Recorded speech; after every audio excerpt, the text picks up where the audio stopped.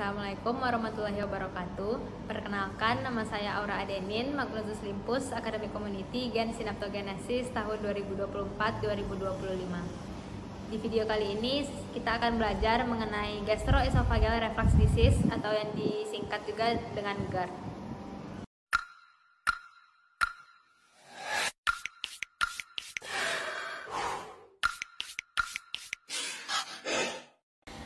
Sebelum kita membahas apa itu GERD, kita akan bahas terlebih dahulu bagaimana anatomi dan juga fungsi dari lambung. Nah, GERD ini merupakan salah satu gangguan yang terjadi pada lambung atau pada gaster akibat melemahnya dari lower esophageal sphincter atau LES.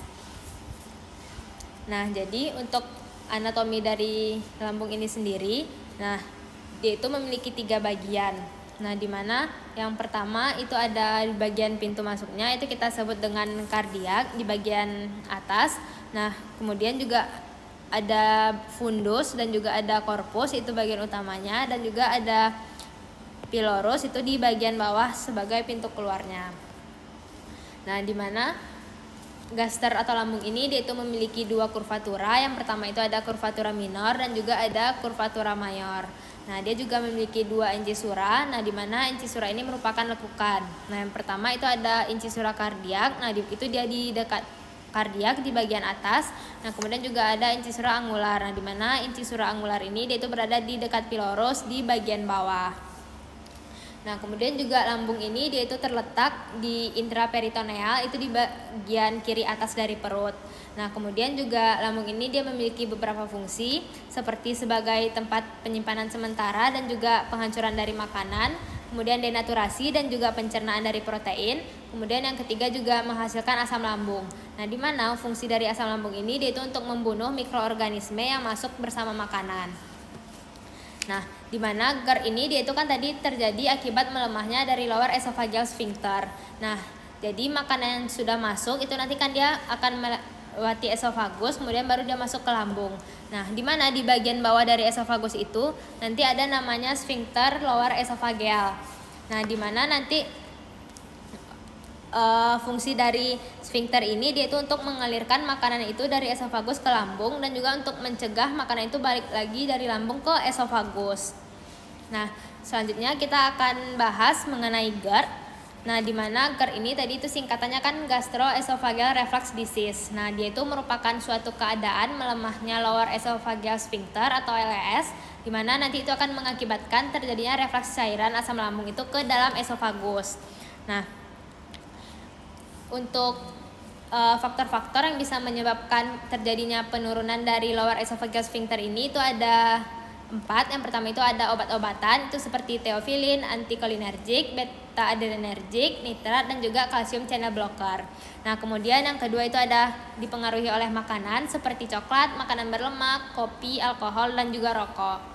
Selanjutnya itu dipengaruhi juga oleh hormon. Nah, di mana bisa terjadi peningkatan progesteron selama kehamilan dan juga bisa terapi penggantian hormon estrogen pada perempuan yang sudah menopause. Selanjutnya itu bisa karena struktural. Nah, di mana struktural ini itu bisa terjadi hiatus hernia dan juga untuk panjang LES-nya itu kurang dari 3 cm.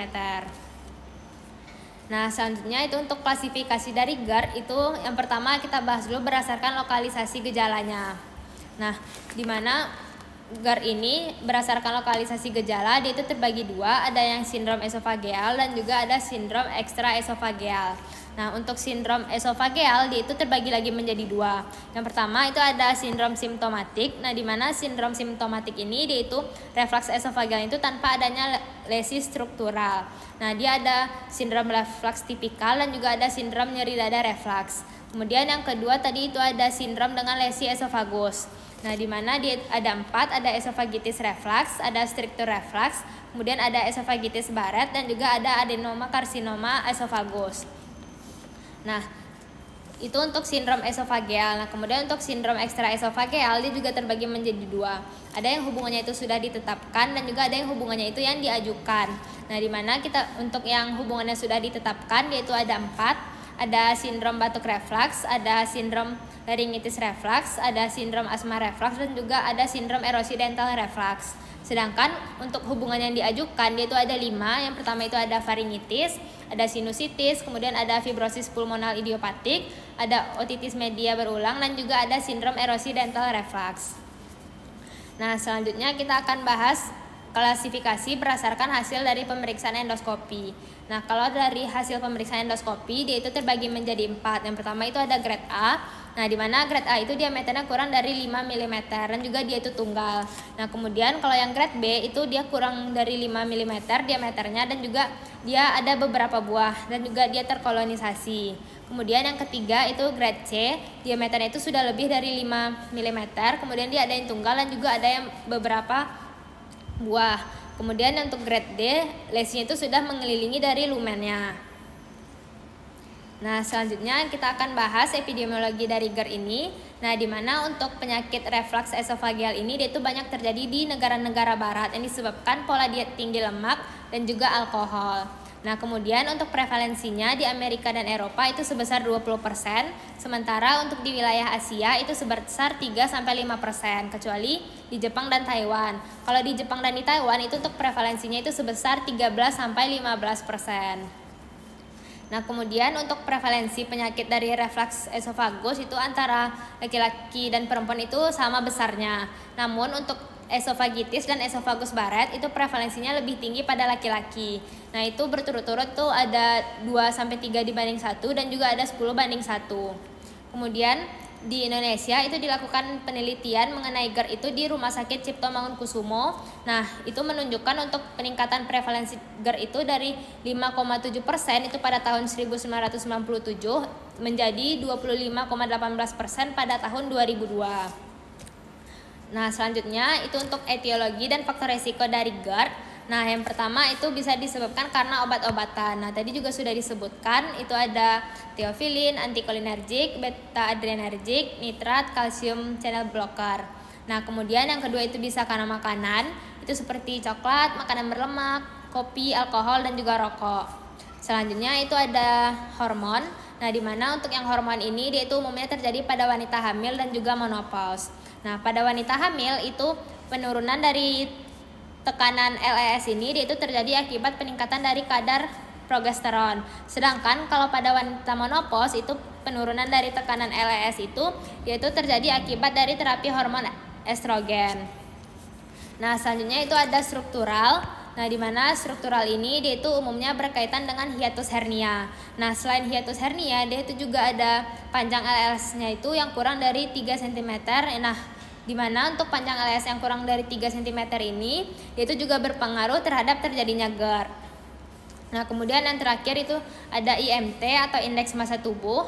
Nah, di mana semakin tinggi nilai IMT-nya itu maka resiko terjadi GERD itu juga semakin tinggi. Nah, selanjutnya itu untuk patogenesis dari GERD. Nah, di mana untuk GERD itu bisa disebabkan ada faktor primer dan juga ada faktor sekunder. Nah, di mana untuk faktor primer itu kita bagi menjadi 3. Yang pertama itu ada peningkatan dari tekanan intraabdominal, kemudian juga ada makanan dan ada obat-obatan. Nah, peningkatan dari tekanan intraabdominal ini itu bisa menyebabkan terjadinya hiatus hernia. Nah, di mana pada hiatus hernia itu LES-nya itu tidak selaras dengan tingkat kontraksi diafragmanya. Nah, nanti itu bisa menyebabkan relaksasi yang berlebihan dari LES.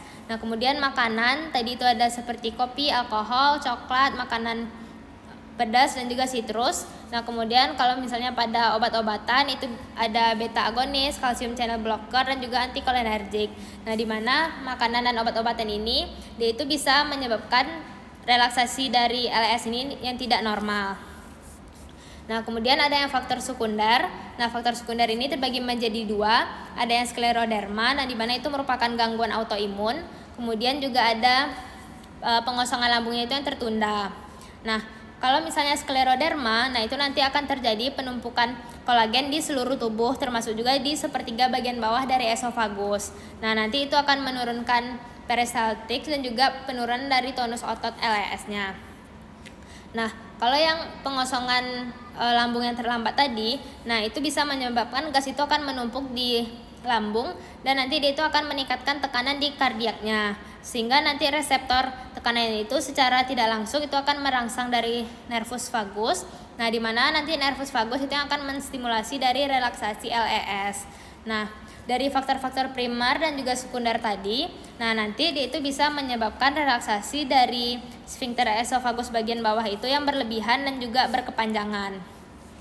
Nah, ketika terjadi relaksasi yang berlebihan, nah di mana nanti HCl di lambung itu dia itu akan terdorong ke atas oleh tekanan intraabdomen. Nah, nanti dia bisa menyebabkan yang pertama itu bisa menyebabkan kerusakan berulang di esofagusnya. Nah, dimana kalau misalnya epitel squamosanya itu normal, nanti akan digantikan oleh sel kolumnar atau dia mengalami metaplasia. Nah, dimana nanti itu kita sebut juga dengan barat esofagus. Nah, kemudian kalau misalnya jaringan parutnya itu bisa membentuk struktur esofagus, nah nanti dia bisa menyebabkan disfagia mekanik. Nah, tetapi kalau misalnya strukturnya itu nanti berdarah, itu bisa menyebabkan hematemesis. Nah, selain itu juga ketika HCl itu terdorong ke atas oleh tekanan intraabdomen, nah itu juga bisa menyebabkan heartburn atau rasa terbakar di epigastrik.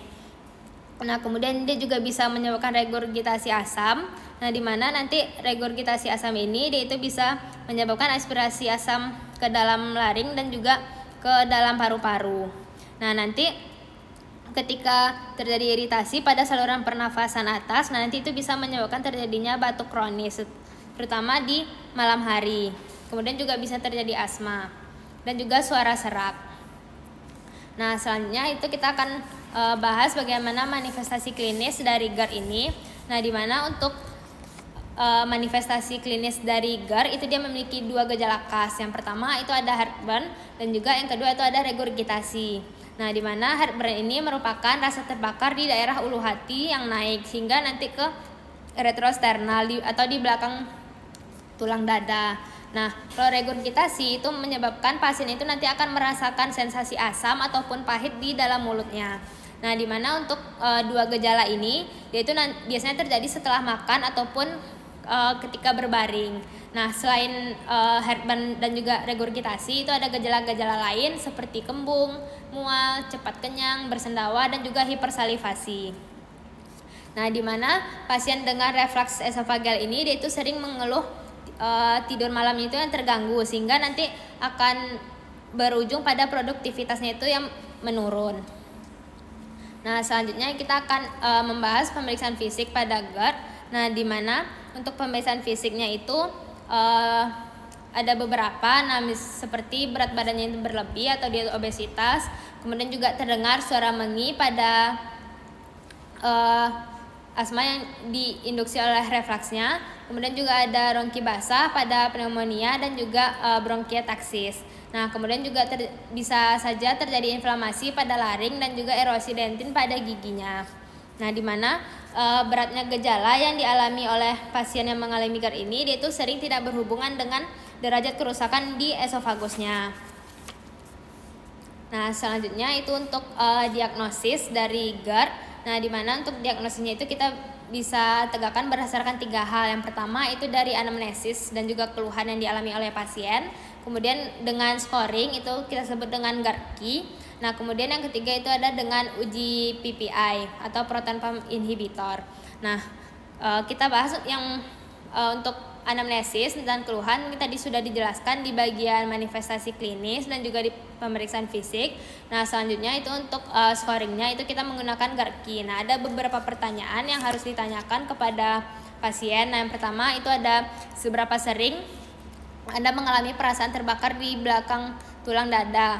Nah, itu nanti kita berikan skor. Kalau misalnya dia tidak ada diberikan skor 0, kalau 1 hari diberikan skor 1, kalau 2-3 hari skornya 2, dan pada 4-7 hari itu skornya 3. Nah, kemudian untuk yang pertanyaan kedua itu seberapa sering Anda mengalami naiknya isi lambung ke arah tenggorokan ataupun mulut. Nah, itu kita sebut juga dengan regurgitasi.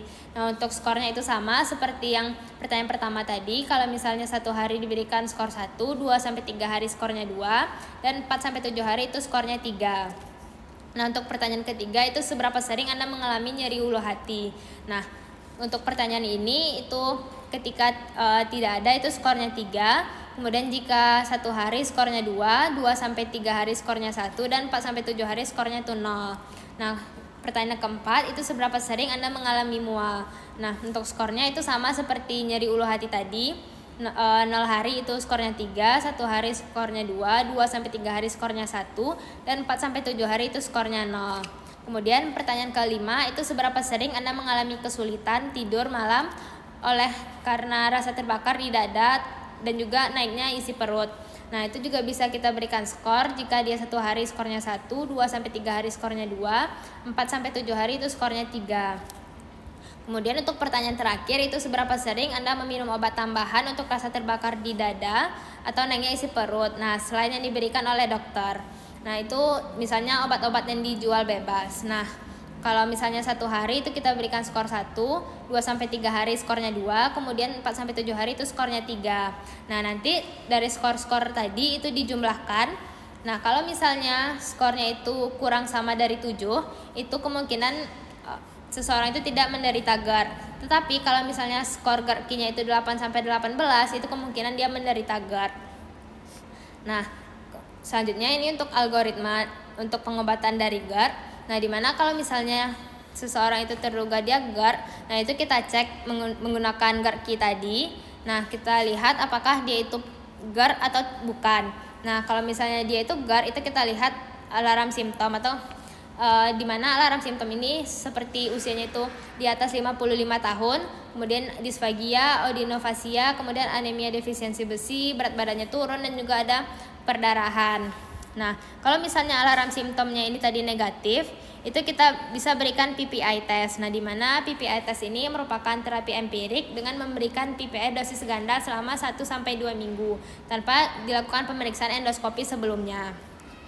Nah, setelah dilakukan PPI test itu kalau misalnya hasilnya positif, itu berarti dia GERD, dan kita akan berikan terapi GERD itu selama 8 minggu. Sampai nanti kita lihat lagi setelah 8 minggu apakah GERD-nya itu negatif ataupun positif. Nah, tapi kalau misalnya alarm simptomnya itu positif, nah itu bisa kita langsung rujuk. Nah, ini untuk jenis-jenis PPI yang bisa diberikan. Nah, pertama itu ada omeprazol, untuk dosis gandanya itu 20 mg 2 kali sehari. Kemudian untuk pantoprazol itu 40 mg 2 kali sehari. Kemudian lansoprazol itu 30 mg 2 kali sehari. Dan juga ada esomeprazol itu 40 mg 2 kali sehari. Dan terakhir itu ada rabeprazol itu 20 mg 2 kali sehari.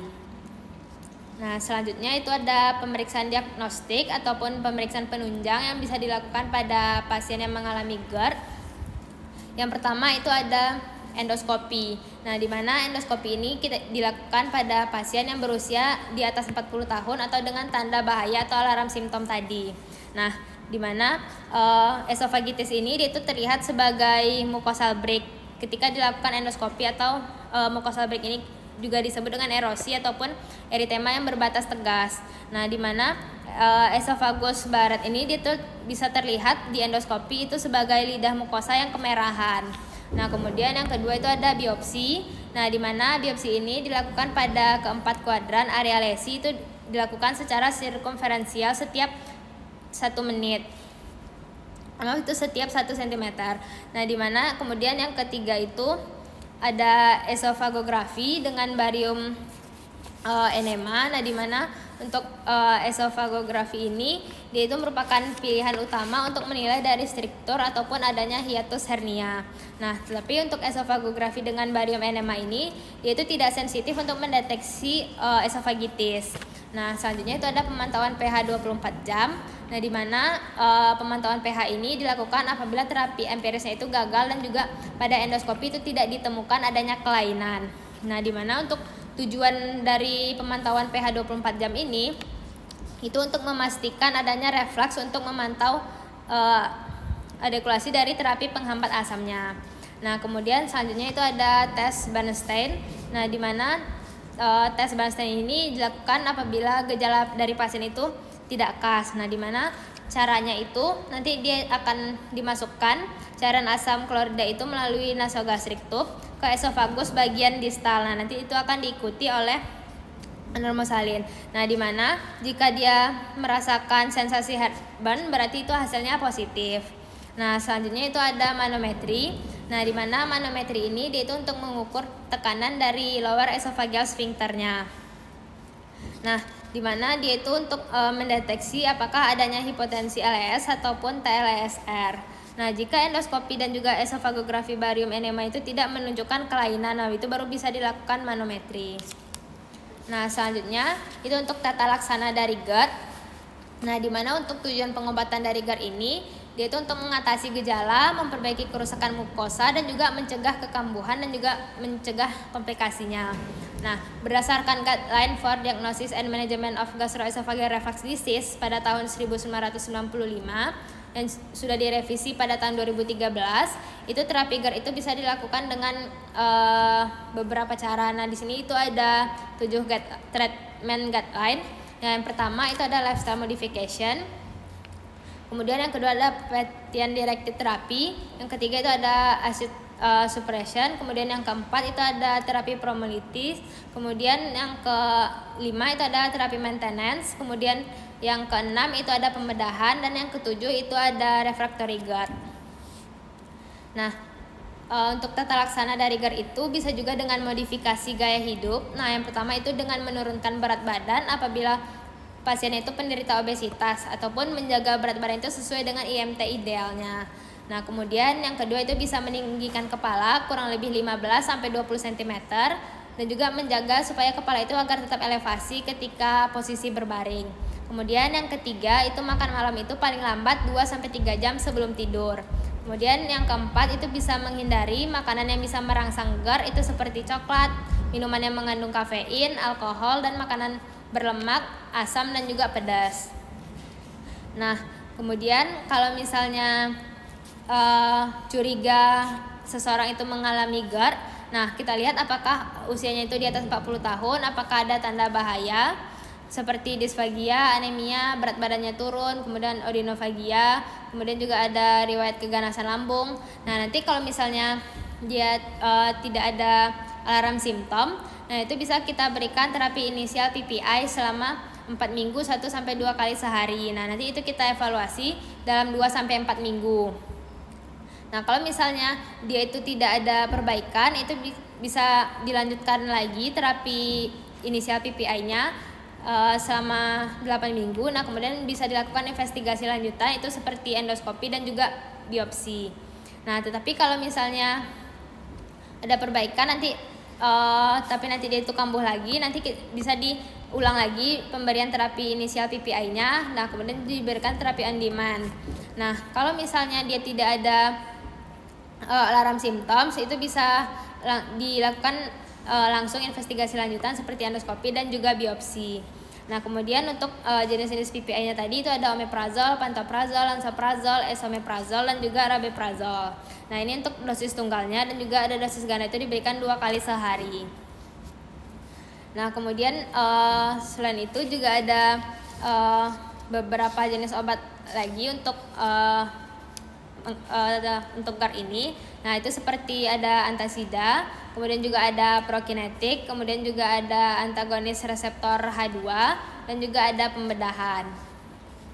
Nah, selanjutnya itu untuk prognosis dari GERD. Nah, di mana untuk prognosis dari GERD ini dia itu sebetulnya baik karena penyakitnya itu tidak bersifat mengancam nyawa, tetapi inflamasi kronis yang terjadi akibat GERD ini dia itu bisa menyebabkan komplikasi yang serius dan juga bisa meningkatkan morbiditas dan juga mortalitas, termasuk juga resiko kanker dari esofagus.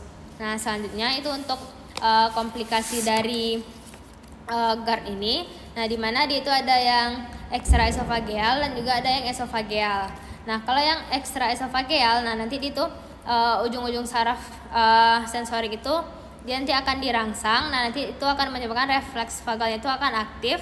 Nah, nanti akan terjadi aktivasi pusat batuk di batang otak. Nah, kemudian juga bisa jalan nafasnya itu iritasi. Nah, nanti akan menyebabkan peningkatan dari reaktivitas bronkial dan juga ada peningkatan dari nada vagalnya. Nah, di mana hal-hal berikut itu nanti dia bisa menyebabkan terjadinya bronkokonstriksi. Nah, di mana bronkokonstriksi itu bisa menyebabkan terjadinya asma ataupun batuk kronis. Nah, kemudian juga komplikasi esofageal yang lain itu bisa fibroblasnya itu bisa berkembang biak. Nah, nanti itu bisa menyebabkan terjadinya laringitis kronik. Nah, kalau pada laringitis kronik itu terjadi penumpukan jaringan yang menyebabkan penyempitan di ruang laring dan juga trakea. Nah, itu bisa menyebabkan stenosis laring dan juga trakea.